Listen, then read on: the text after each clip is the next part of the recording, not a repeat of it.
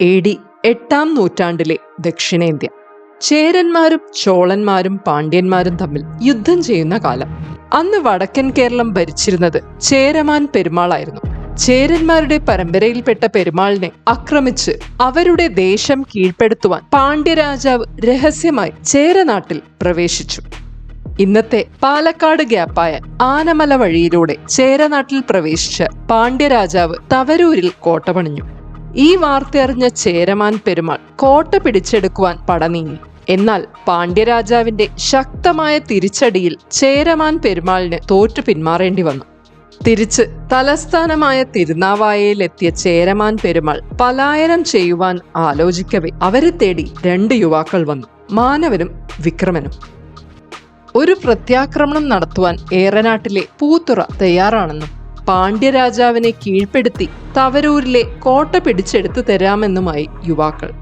തുടർന്ന് ചേരമാൻ പെരുമാളിന്റെ പടയും പൂന്തുറ രാജാവിന്റെ പടയും കൂടെ പൊയ്നാട്ടിലെ 10,000 നായർ പടയും ചേർന്ന് പ്രത്യാക്രമണം നടത്തി.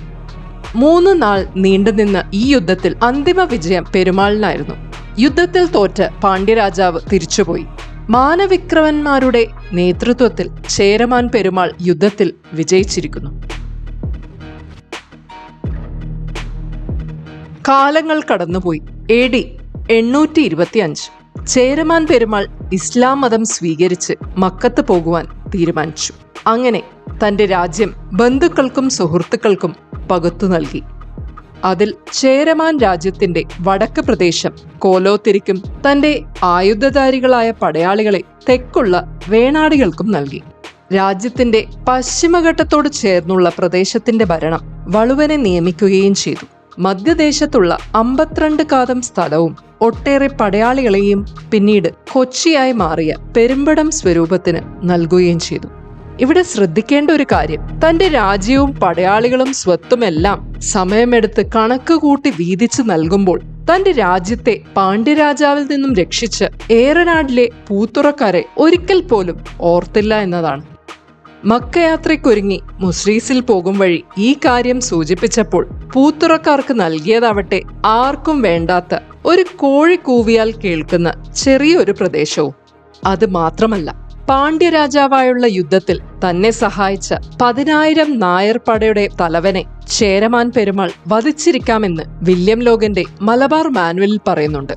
നമുക്കിവിടെ ഫുൾ സ്റ്റോപ്പ് ഇടാം. അന്ന് യുദ്ധത്തിൽ ജയിച്ച മാനവിക്രമന്മാർ തിരിച്ചെത്തിയത് രാജാവിന്റെ കൂടെ നിൽക്കുവാൻ വേണ്ടിയല്ല, മറിച്ച് യുദ്ധത്തിൽ തോറ്റ് പലായനം ചെയ്യുവാൻ തയ്യാറായ ചേരമാൻ പെരുമാളിനെ സ്ഥാനത്തിൽ നിന്നും പുറത്താക്കി ചേരരാജ്യത്തിന്റെ പുതിയ അധിപനാകുവാൻ വേണ്ടിയായിരുന്നു. മാനവിക്രമന്മാർ കോഴിക്കോട് മാനാഞ്ചിറ ഉണ്ടാക്കിയ അതേ മാനവൻ തന്നെ. ഒരു കോഴി കൂവിയാൽ കേൾക്കാവുന്ന ദൂരം മാത്രമുള്ള ആ ചെറിയ പ്രദേശത്തെ ലോകമറിയുന്ന കോഴിക്കോട് പട്ടണമാക്കി മാറ്റിയ സാമൂതിരി പരമ്പരയിലെ ആദ്യത്തെ രാജാവ്. ഈ കാര്യം ചരിത്രരേഖകളിലൊന്നും കാണില്ല. കാരണം അന്ന് കേരളം മുഴുവൻ ഭരിച്ചിരുന്നത് ചേരമാൻ പെരുമാളിനോട് കൂറു പുലർത്തിയവർ ആയിരുന്നു. അവർ പറയുന്നതാണ് ചരിത്രമായി രേഖപ്പെടുത്തുക. അതുകൊണ്ട് ചരിത്രത്തിലെഴുതിയ പൊരുത്തക്കേടിൽ നിന്നും നമ്മൾ അട്ടിമറിക്കുള്ള സാധ്യത തിരിച്ചറിയണം. ആർക്കും വേണ്ടാത്ത സ്ഥലം നൽകിയവർക്ക് തന്നെ തന്റെ ഏറ്റവും വിലപിടിപ്പുള്ള ഉടവാൾ നൽകി എന്ന പോലുള്ള പൊരുത്തക്കേടുകൾ